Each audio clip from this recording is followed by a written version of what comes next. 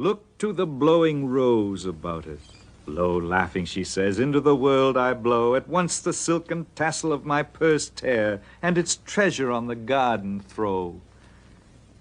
And those who husbanded the golden grain, and those who flung it to the winds like rain, alike to no such aureate earth are turned, as buried once men want dug up again.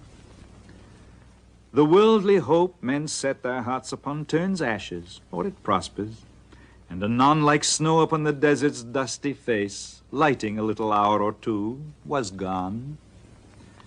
Think, in this battered caravansary, whose portals are alternate night and day, how sultan after sultan with his pomp abode his destined hour, and went his way. They say the lion and the lizard keep the courts where Jamshid gloried and drank deep, and Bahram, that great hunter, the wild ass stamps o'er his head, but cannot break his sleep. I sometimes think that never blows so red the rose as where some buried Caesar bled, that every hyacinth the garden wears dropped in her lap from some once lovely head. And this reviving herb, whose tender green fledges the river lip on which we lean, lean upon it lightly, for who knows from what once lovely lip it springs unseen.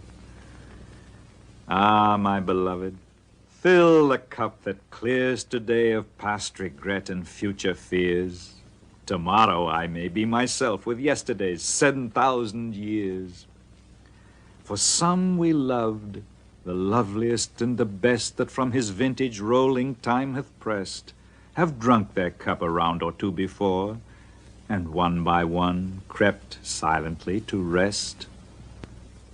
And we that now make merry in the room they left, and summer dresses in new bloom, ourselves must we beneath the couch of earth descend, ourselves to make a couch. For whom?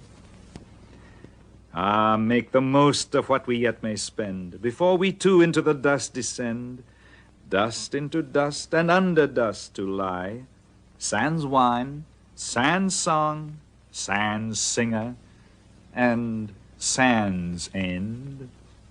Alike for those who for today prepare, and those that after some tomorrow stare, a muezzin from the tower of darkness cries, "Fools, your reward is neither here nor there."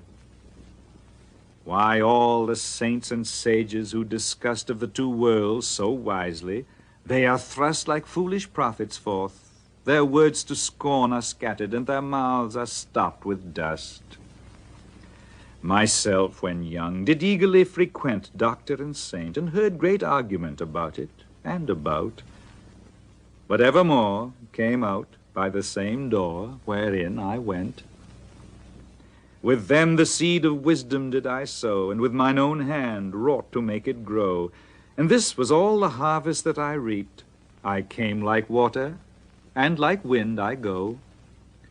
Into this universe, and why not knowing, nor whence like water willy-nilly flowing, and out of it as wind along the waste, I know not whither, willy-nilly blowing. What without asking, hither hurried whence, and without asking, whither hurried hence? Oh, many a cup of this forbidden wine must drown the memory of that insolence. Up from earth's center through the seventh gate I rose, and on the throne of Saturn sate, and many a knot unraveled by the road, but not the master knot of human fate. There was the door to which I found no key, there was the veil through which I might not see. Some little talk a while of me and thee there was, and then no more of thee and me. For I remember stopping by the way to watch a potter thumping his wet clay, and with its all obliterated tongue it murmured, "Gently, brother, gently, pray." And has not such a story from of old down man's successive generations rolled, of such a cloud of saturated earth cast by the Maker into human mold? And not a drop that from our cup we throw for earth to drink of, but may steal below to quench the fire of anguish in some eye there.